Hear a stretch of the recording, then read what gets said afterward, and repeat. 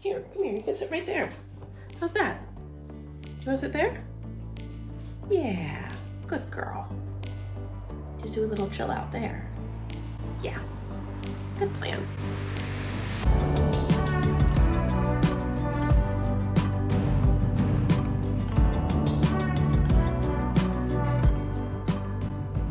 Hi, welcome back to my channel. My name is Lisa. I'm a fourth year now PhD student. I know, I feel the same.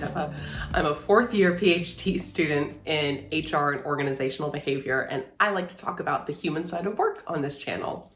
Today's video is going to be the human side of my work in the form of a catch-up about what I've been doing over the past month. One thing that's really difficult about doing a PhD is you really don't know what anybody else is doing, and it's one of those how long is a piece of string things, like am I behind, am I not behind? It's just so hard to tell. So to give you an insight into at least what one other PhD is doing to hopefully help you or give you an idea, I don't know. But this is what I'm doing. This is what's going on. Like I said, if I said I'm working from home today, I've got my candles, I've got my incense, I've got my dogs. Can you see the dog? Here's the dog that's on my lap.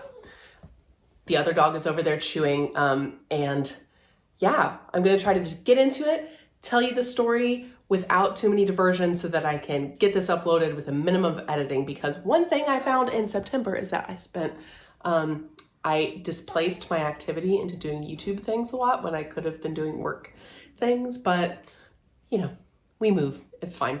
Okay, so what happened in September? Let's get into it. So, quick recap, I'm doing a qualitative research project on hairdressers' quality of working life. I'm doing a combination of in-person observations and interviews. For the interviews, I'm doing photo elicitation, so we're looking at images together, the informant and I. In September, I really did not get very much done. It was just one thing after another, to be honest. I realized I had another observation at a local salon scheduled for shortly after I made the first vlog. And I realized in the course of that observation that I had been asking hairdressers to take up to 9 photographs of their daily working life and send them to me. I only had 2 people agree to volunteer to be part of the research with the photographs, and I was slightly ashamed when I realized that the reason I wasn't getting participants wasn't because my ads weren't good enough, or I wasn't contacting the right people, or the project wasn't interesting enough. It's because it was frankly an inappropriate and unrealistic thing to be asking hairdressers to do. They don't have enough time to eat lunch.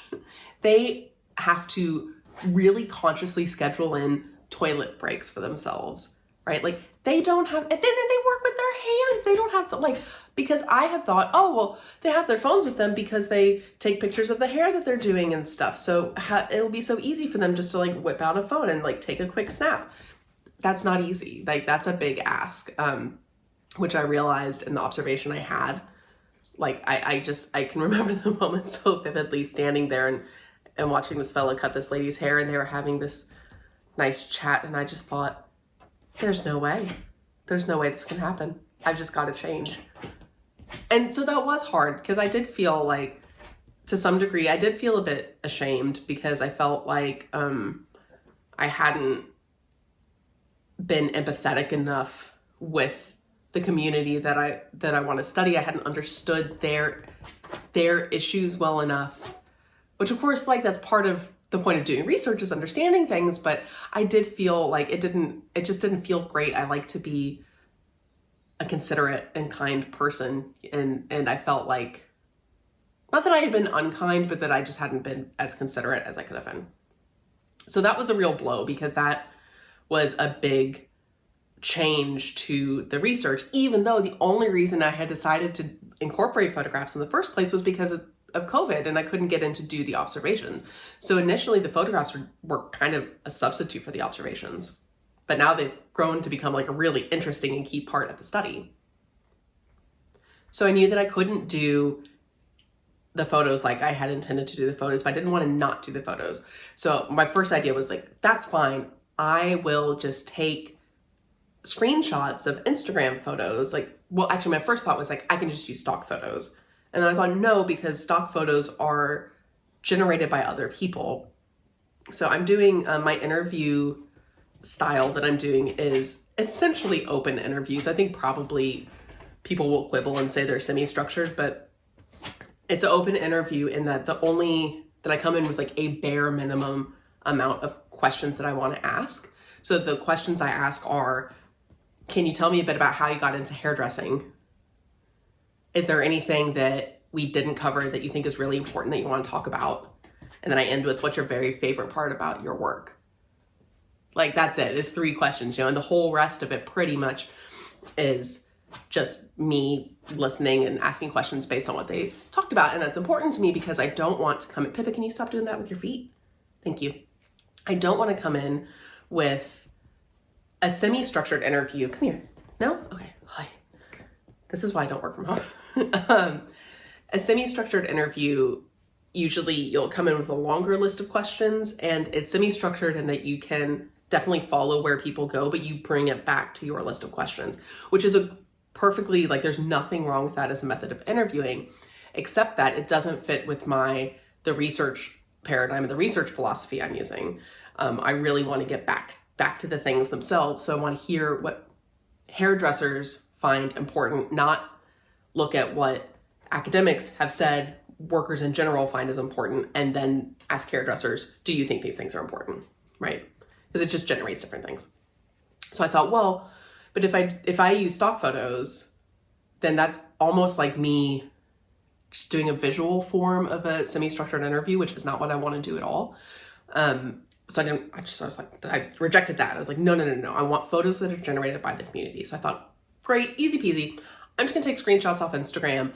I'll just use it, like I'll put in a few hashtags, grab some photos, send them the photos, be like, hey, just look at these beforehand, and then we'll talk about them during the interview. If any of them jump out to you for any reason, we can talk about them during the interview.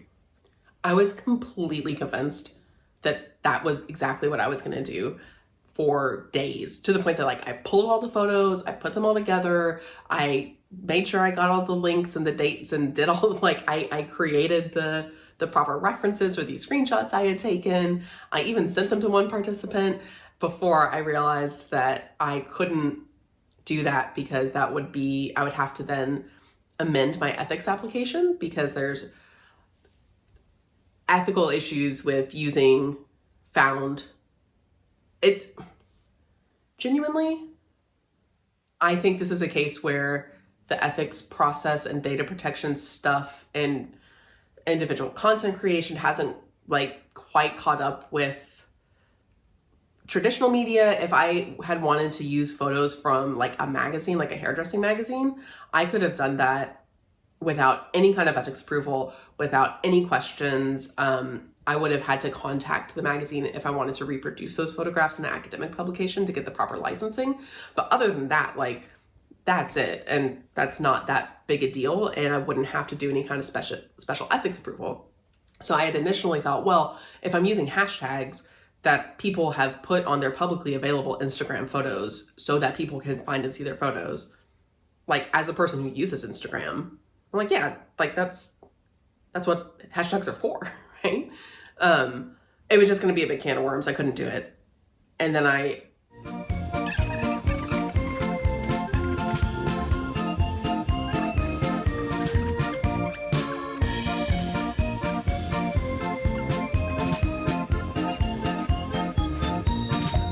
anyway, yeah, so that sucked.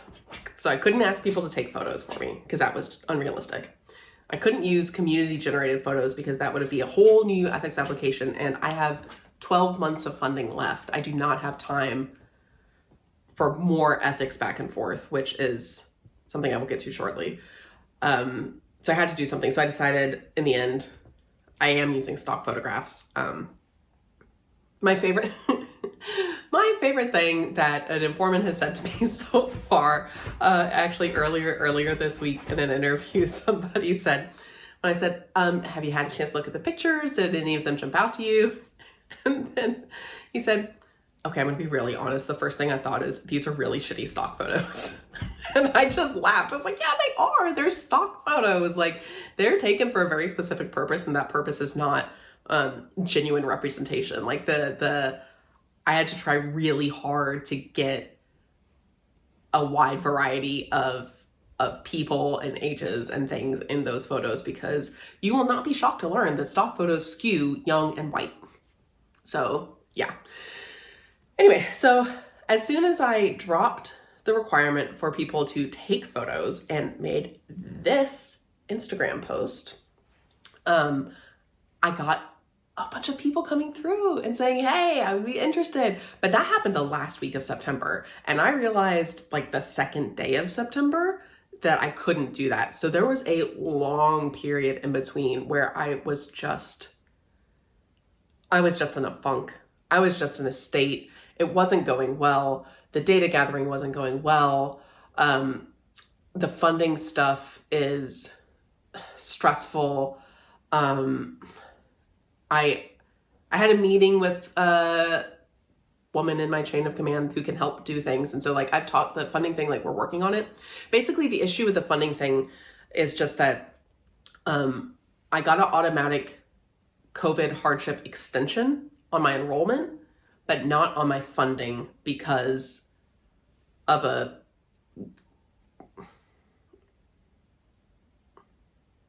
anyway. So that's why I'm still in my mind on T-minus 12 months. Like the goal is still that by this time next year, my dissertation will have been submitted, because it's October 5th, maybe? I don't know. It's the beginning of October. So I didn't have time for ethics stuff. So I had a meeting with this lady and we talked about it, and like it was a good meeting, but obviously like it's a stressful situation. And then so I'm giving my informants vouchers, Amazon vouchers, to say thank you for participating and to kind of like help motivate people to remember to email me back, frankly. And I, being, I don't know, naive, overly scrupulous, just dumb, I don't know. But so I got approval to request the funds for the vouchers prior to the end of the fiscal year. I did not get ethics approval to give people vouchers until after the end of the fiscal year. So I hadn't asked, like one group of people said, yeah, you can ask for the money. But then I hadn't asked the finance department for the money until the ethics committee said, yeah, that's fine. You approved, check, go. Because I thought, well, I'm not going to ask for the money before it's approved. That was a mistake because it didn't get approved until after the fiscal year. So I only have see, I told you I wasn't gonna be able to do this. I have a £700 a year research budget that I can access, and it disappears at the end of every year. It doesn't roll over. So I allocated my entire third year budget, all £700 of that, to buying Amazon vouchers, right? 28 Amazon vouchers. I need 40 participants. So it's not like I was going to have to buy more with this year's money. I had allocated all that money, but because I didn't ask until the next fiscal year had started, my third year money doesn't exist, disappeared, nothing happened with it. The same as I didn't use anything out of my first year money or anything out of my second year money. So basically I've left £2,100 on the table because I just didn't have anything to spend it on. And now that I have something to spend it on, it's all come out of my fourth year budget. So I have nothing left for my fourth year budget. I've got, I don't know, 40 minus 28, 12. I need to buy 12 more vouchers. That's like 300 quids worth of vouchers. Like I'll figure it out, but it'll be fine. Like it'll get sorted. There will be money floating somewhere in somebody's like slush fund that I can access, and not in a dodgy way. But it was just really frustrating. I was really mad because the reason that my ethics didn't get approved immediately the second time, there were no comments about my idea to give people, about the actual amendment that I had made. They didn't have any comments about that. They had questions about, they said, as pointed out in your previous application, salon offices may not be the most appropriate place to have interviews. To which, just like last time, I responded, I know, it's there as an option in case people who own a salon say, I've got an office, let's just talk here. I don't anticipate talking to employees or users of that salon in that space. Like, the things that they wanted changed were things that had previously been approved. And that process took back and forth because it didn't come back. I was on holiday and then didn't get back and then went to them in August and then they were all on holiday because apparently in Europe, nobody works in August. It's just all, oh my God. Oh. So this was my whole last month, basically. It was just like one thing after another. The Queen died, which I did not expect to be upset about. Like, the only public figure that I fully expected in my life to be legitimately sad and have a period of mourning about is when Paul McCartney, God bless him, he has given me so much joy in my life, throughout my life, that I will be really, really, really sad when he goes home one day. You know what I mean? But I did not expect to be sad about the Queen, and I was, which I think is just kind of, I think like a lot of people, number one, was surprised that I was really sad about it. And number two, I think a lot of it's been a really hard 2 years. And so I was kind of, I think a lot of people's mourning about a lot of different things and grief about those different things kind of got wrapped up into this period of national mourning. And so I really didn't do anything. I did a YouTube video, which like nobody has watched, which is fine. I did have a really nice chat with my friend Charlotte, who's an SEO expert. Hi, Charlotte. Charlotte is my dear, dear friend who I met in Liverpool, and she and her partner Dan, hi Dan, they live in Melbourne now, and Charlotte helped me with my SEO for that video, so that was really fun. That was really fun. But yeah, so I just mentally was not in a place that I could do any writing because I could not handle one more thing going wrong. It just, you know how like if you're having a good day and things are going well and you like slop your milk and you're like all over your counter, you're like, oh, aren't people silly? What am I like? And then you just wipe it up. And if you're having a bad day, you slop milk and then you just like sit down and cry. My September was the second, basically. Like I really, really did not like September. But then, like I said, things picked up. Initially when things picked up, I didn't even feel happy. Like I was like that. I was like, oh yeah, I've got interviews. That sure is good. But then as soon as I like started doing my first interviews with these folks, the informants are so fun. It's so fun. It's so interesting. They have so much to say. Mine is Twitter. I'm not doing any data analysis until I get everything collected. Any formal analysis. Obviously, we all analyze the information around us continually throughout the day, but yeah, so that's good. Don't have any teaching semester in this semester, so that's all fine. And yeah, so I'm working from home today because I have started taking swimming lessons. I started taking swimming lessons in September, and so those are on Wednesday afternoons, and it's too long a day if I go in at my normal time because I'm quite an early bird in the office, and then I kind of leave early. But yeah, so I'm going in later today, and so I'm going to try to do some writing at home because I'm finally ready, like emotionally prepared to redo this paper, which I have to get rid of 3,000 words and make it, give it a more overtly sociological focus and kind of like massage some stuff, which will be fun. But all writing and all editing, it is again, like, I think academia is so much like powerlifting or like doing bodybuilding competitions because there are like pinch points and it hurts and you're like, oh, this is so hard. Why am I doing this to myself? But then when it works or when it gets thing, you're like, yes, it just feels so good. So I'm ready. I'm ready now. I'm back in the space where I'm emotionally resilient enough to deal with the frustration of not being able to find the word or having to kill my darlings because I thought, I read through the paper yesterday and there were parts where I had thought before I read it, I was like, oh yeah, I can definitely get rid of that. That was some self-indulgent waffle, but it wasn't. I really love it. I don't want to kill it. I want to keep it in for as long as I can. So I'm going to work on that. That's my day today. I can tell I've been talking a long time because that's a 20-minute incense stick or like 20-30 minute and it's gone. So I'm going to say goodbye. Goodbye from me. Goodbye from Hamlet. I will be back next month to let you know how October has gone, and I hope that you have a super day. Bye. Oh, I didn't say the things. I forgot to say the things. If you liked the video, please like the video. It helps with the algorithm and stuff. It also helps with the algorithm if you share the video.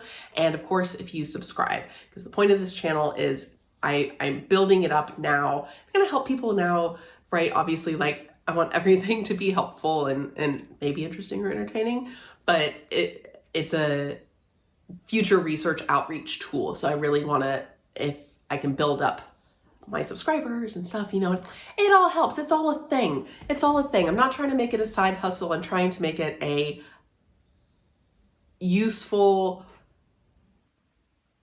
adjunct, adjacent, accoutrement. What's the A word? There's an A word. I'm looking for an A word, Hamlet. Oh, he doesn't speak English. He doesn't speak English. He can't. You know what word I'm looking for. Put it down below in the comments. Commenting helps, liking helps, subscribing helps, sharing helps. So that would be great if you found this at all helpful, or if you just like looking at my dogs. Okay, that's all. I'm gonna go edit my paper, not this video. Leave that for the weekend, she says, knowing that she will use editing this video as a displacement activity. But anyway, have a lovely day. Bye.